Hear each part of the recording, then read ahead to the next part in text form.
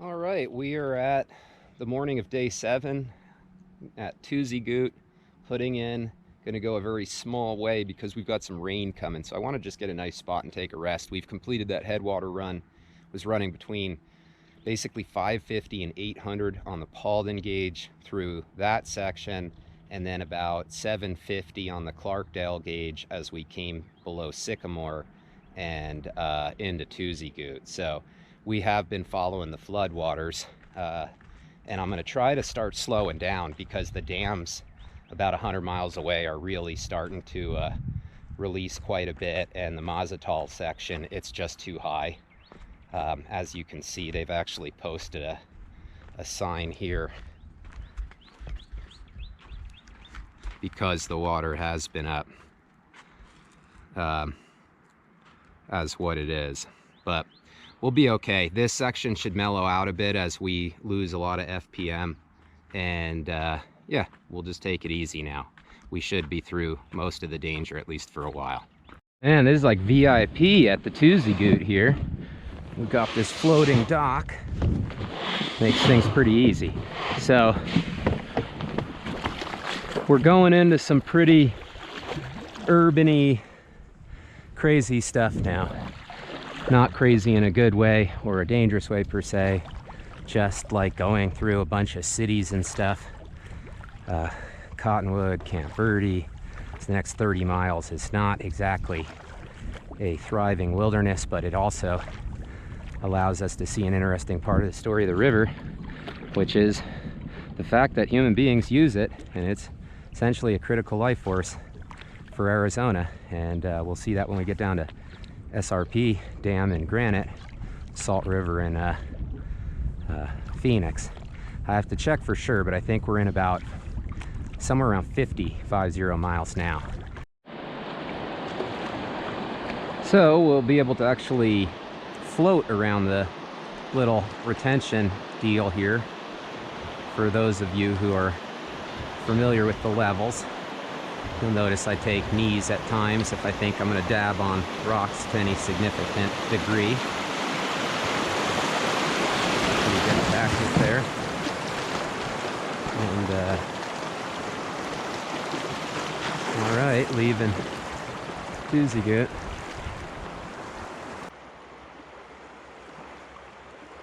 River otter, really cool. I love river otters. I saw him poke up there, so I got the camera on, hoping he'd shoot up again, and you could see right when he made eye contact with us, he was immediately under there again. So we are at the junction as we enter Clarkdale Cottonwood of what is called the Cottonwood Ditch. The Cottonwood Ditch is splitting right, and the Verde River is going left. According to Jim Slingluff's book, 80% of the Verde River is diverted by this Cottonwood Ditch, or at least was when he wrote the book, which was quite a long time ago. Of course, we're in a flood stage, so we don't see the impacts right now when we're lucky enough to have all this water. But typically, the main channel would actually be the Cottonwood Ditch, and it would be bone dry in places that we're going to boat through today, and we would be dragging our boat. So big concern is just how this water is going to behave through those vegetated sections and whatnot. But yeah, a lot of water, but that's the direction we're headed. So we're gonna go ahead and portage this. I really don't want to risk being in anything that could really trap me, and the line is right here, and then look where the strainer needs to be, right there. So I guess it's too rocky anywhere else, so it's drag time. So I just noticed something really incredible while making this portage, which is we're actually seeing part of Tuzigoot National Monument right there in the center of the frame. Talk about a really incredible scene as you go past on such a beautiful river. Obviously, you'd never want to head in that direction because this is a national monument, so we're just going to stay right on the edge of the river to safely get around and continue on our way. But extremely beautiful to see this. You can see a couple of people right now up on the top. This sort of stuff is not ideal at all. It's a lot of strainers and pin stuff, and even though it's not real fast, it's like hard to figure out what line, you know, we're even taking, and you don't have any real good eddy or anything. So that gets kind of messed up.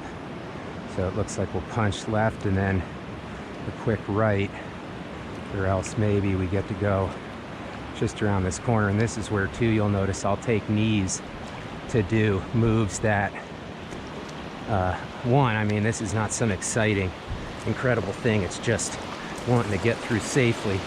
And the best way to do that, for that reason there, is to just take a knee most of the time. And then you can always come back up. Looks like really bad ahead, so we need to see definitely what's going on here.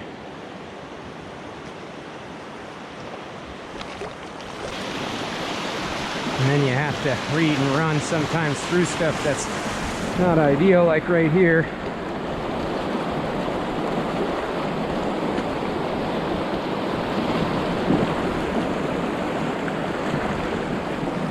Yeah, this section below Tuzigoot is just horrible. Continuous strainers everywhere and flash flood debris, and even the way you can work through this, there's kind of convenient ways and not convenient ways, and like this is definitely not ideal, but probably have to come into this island up here and then see how to get the board through this next section before we commit to anything. Ah, what a mess.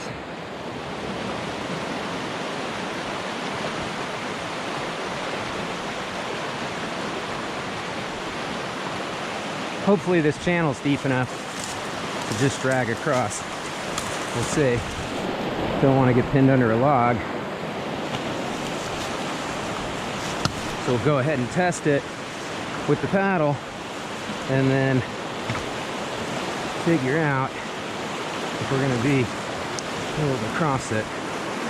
Yeah, we'll be okay. That's how we do this.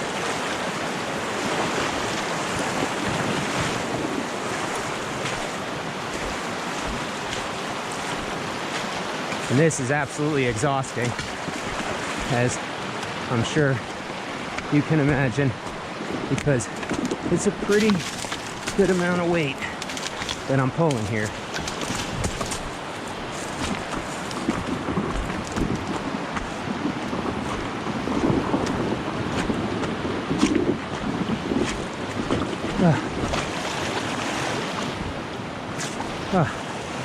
All right.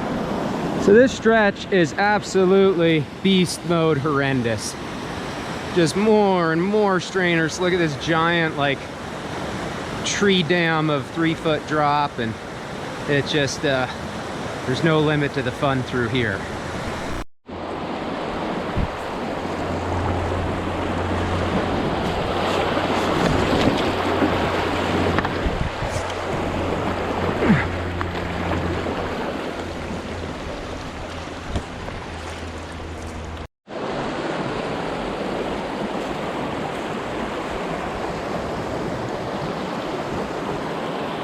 There's so many places to pin in here.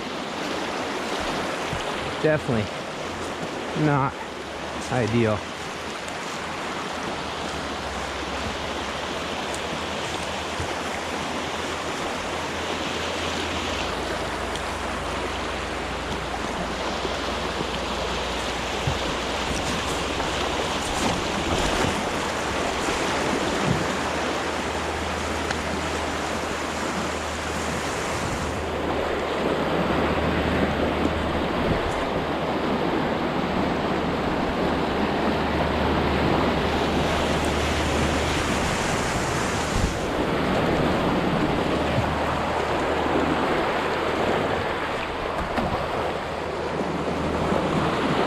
I swear, like, you get no breaks in this place. Like, this whole channel is totally clear, and there's this one river-wide strainer again down there that there's just going to be no way past. And so the amount of work to, like, actually physically get the board past this now is just so incredible. It sucks. But that's what it is. Well, that would have sucked. Made it around. The rest of it was high consequence but runnable, but that was a game ender right here, obviously. And then I checked up ahead and we're clear for a while. I think we're going under 10th Avenue Bridge, if I'm not mistaken.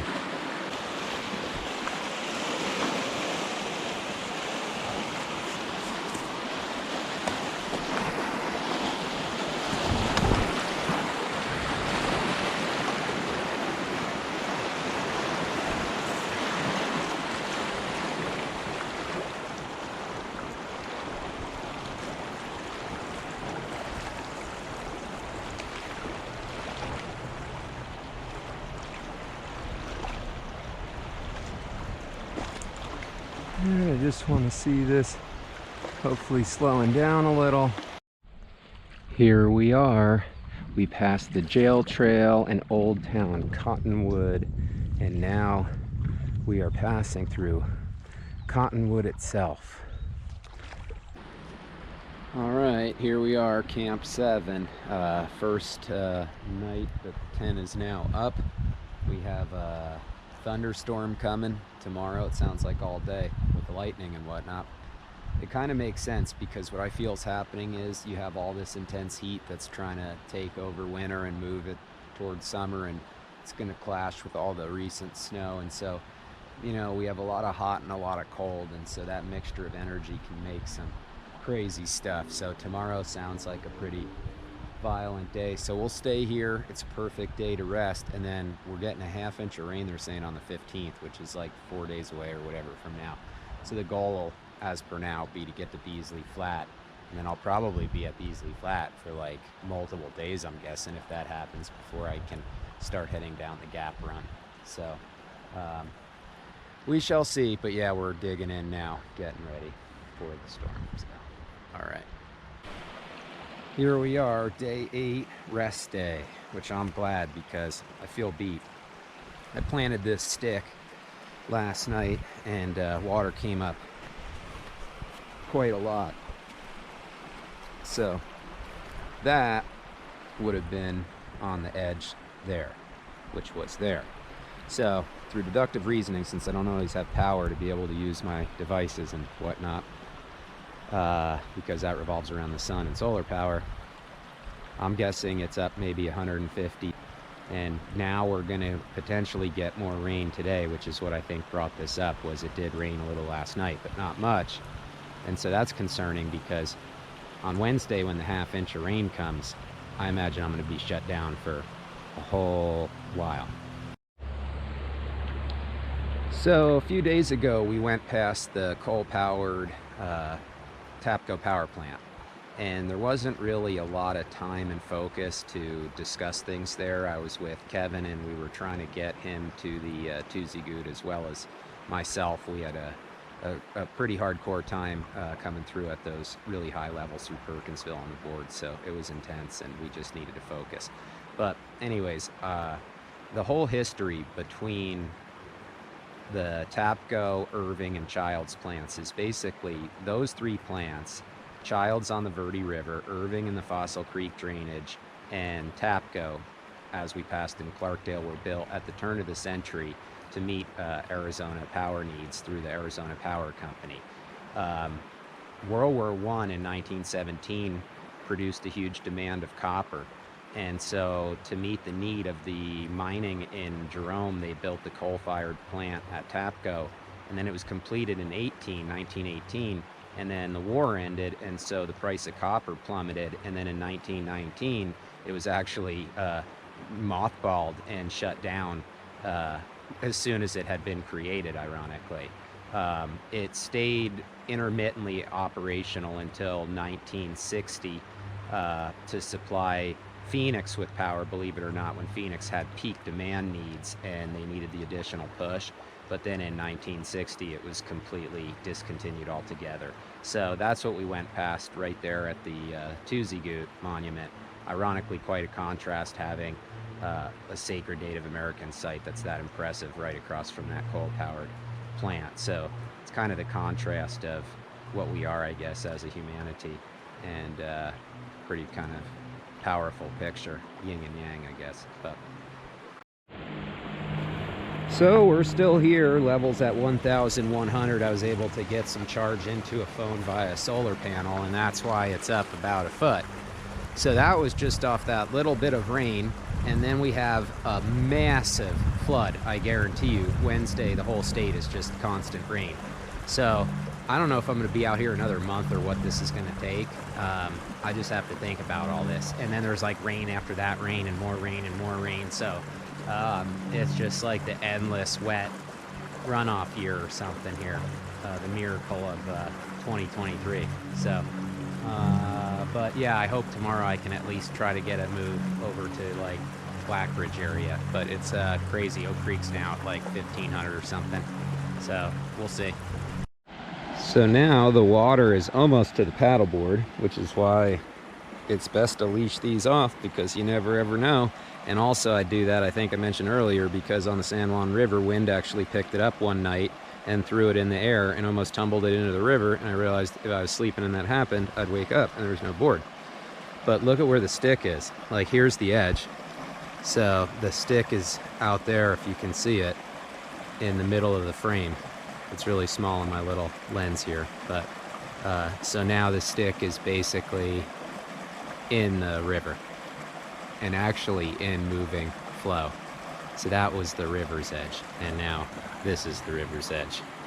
So hopefully camp is okay here. Water's actually even come up to the leg of my dry suit here and is starting to come up. All right, well, the river won't stop coming up, so we're gonna have to move the whole camp now in the dark to this higher bench. Yeehaw, crisis averted. Camp is now moved to high ground. Eating some Mott's fruit flavor snack. This collapsible lantern thing I gotta show later on the trip. It's the first time it came in handy, and I've never had it, and I threw it in there because it weighs nothing and packs to nothing, but charges totally on solar. Totally lit up my whole little work area here, and it was so helpful to doing all this. So it's really cool when something like that actually pays off. Time for bed. So satellite text just came in from my buddy that a group on Facebook posted that they lost all of their boats trying to do White Bridge to Clear Creek today. Not sure what happened. So that's interesting. That that stretch I really don't care or worry about too much up to like 2,500. That's my home stretch, and my house is like 30 seconds from White Bridge. But we'll see what that is about when we get there. But I want to show you something else interesting, which is why I'm still filming, which is the camp that we were in is now being flooded literally out in pretty much real time, and the high ground we have there is much appreciated, so it is good we made the move. But check this out in a sec. And it's just slowly coming across the tent site right now where we were. And how deep this will get, I don't know. All the stick markers that have been placed, which I can't illuminate, are all under, and then the one we placed earlier would be washed away long ago. So we'll see this in the morning. It's gonna be crazy. There we are. We're on day 9, and our camp is underwater. I'm at the Bridgeport area, so that's coming through all the brush and whatnot is gonna be not viable, but here's where we were at, and then that was where the tent was pretty much right in front of that tree that the water's moving past. Obviously all the stick markers are long gone, so we don't need stick markers now. Looks like another day until this comes down. So those are my friends Deb and Matt. They resupplied me here knowing that I was stuck in a flood condition, and I am sitting good now with some homemade various items and awesome stuff. So that's super cool. And tomorrow we're gonna cast off no matter what, because we need to make miles. Camp is still underwater. Put a marker stick down there. We're down about 4 inches or so, but I sure hope this comes down a lot more by tomorrow. Oh my gosh, it just gets funnier and funnier. So that's Caleb. He's a local outfitter. He's permitted. He runs along the stretch, just coming to scope things out. Super cool guy. Actually, only had this tiny bottle of water with him, but he gave it to me anyway, and I took it because every little bit helps. And then this morning, hiking in out of the woods out of nowhere, my buddy Kevin came in from Cottonwood with a Starbucks coffee. So, you know, it's been a lot of love out here. I'm impressed. It's really keeping my heart lit up, and it feels good. So I don't know how many of you are going to tune out because we have day 10 or 11 or whatever this is of just camp footage, but you know, this is going to be the rawness. This isn't some staged Instagram clown show, so nothing's fabricated. You're just seeing what it is to go down a beautiful river and deal with nature on its terms, since we're always used to being entitled to our terms, and that's not the case now. Good thing. And that's why we're here, so we're going to accept it. Tomorrow, hopefully high water or not, I gotta push to Black Canyon. I need a place to hunker in for at least 4 days. We're gonna have a flood of all floods come through on top of this flood, so you're gonna see some crazy stuff. So I don't know, maybe I'll break this video into sections so you can choose to either stick with it or whatever, and so just keep on keeping on. Here is this stick marker. It's almost identical. It had gone down like 2 feet and then come right back up because Paulden is exploding over 1,000 CFS, and I don't really see how that's possible. And I know these watersheds, and at least feel I have a good idea of certain things that make doing a trip like this safe, but apparently it's gone crazy and kind of backfilled this. Oak Creek's coming down. The only thing I can think is all the underground like springs or aquifers that kind of fuel those headwaters are pumping at a level that's crazy, and that's what's doing this, because Paulden had pulled all the way back, as I had predicted, to under 200, and things were opening up, and then it just slammed the door shut on us again. And so we're still stuck at this camp, same camp as you've seen day after day. Tomorrow's the last day before the big storm, so I'll check in then. Yeehaw. Oh yeah, and Caleb, right before he took off and gave me the water, let me know that apparently there's a mountain lion that's just like running all around here that they see all the time, and just be heads up on that. So maybe we'll get a heck of a good nature shot, and hopefully one that's not too good of a nature shot. So you can see river channels as far as the eye can see. Looks like 5 main channels or more. It just goes as far as I can see.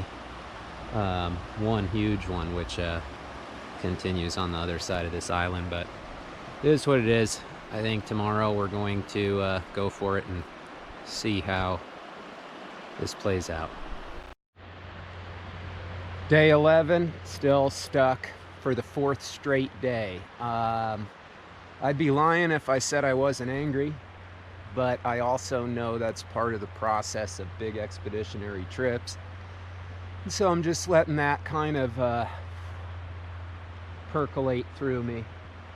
It's frustrating because, again, I've been an avid paddler and I own a guide company and I've lived in this area for 20 years, and so I might be wrong, but when I get to some sort of cell service active phone stuff, I want to check the 10-year history on the Paulden gauge and the Clarkdale gauges. And even though it was nice here, there were like all these intense storms, I guess, probably because the sun is getting so intense, it's burning the snow off too fast, and then that's creating like localized tiny storms, which then rain on the snow and then spike this up.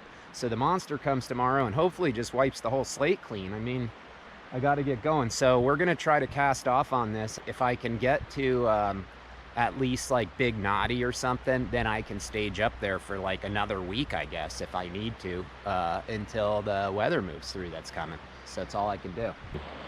Really making this tough. But at the same time, I guess, if you want to navigate this river on a continuous journey in proper, with proper flows, we certainly have beyond proper. And so I imagine the whole journey will have some pretty serious water. We're almost where the stick marker was yesterday.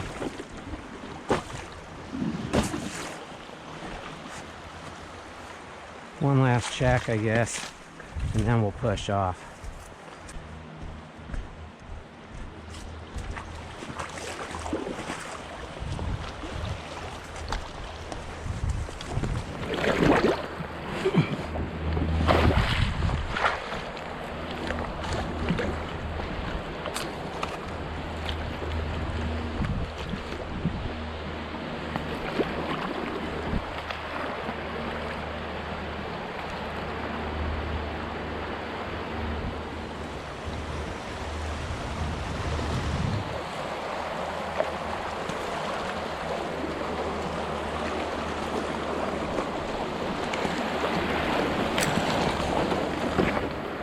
Right back to Strainerville, I guess. Yeehaw. Oh, gosh. This tree came down, I seriously think, like last night, because I had reconned these banks, and I swear I heard a crazy noise last night, and I think that was it. I really do. I think this is fresh. I was camped here in this field. This was not here. So that's an example of what it is I'm like super worried about. All right, I got to get focused here now. This is definitely stressful.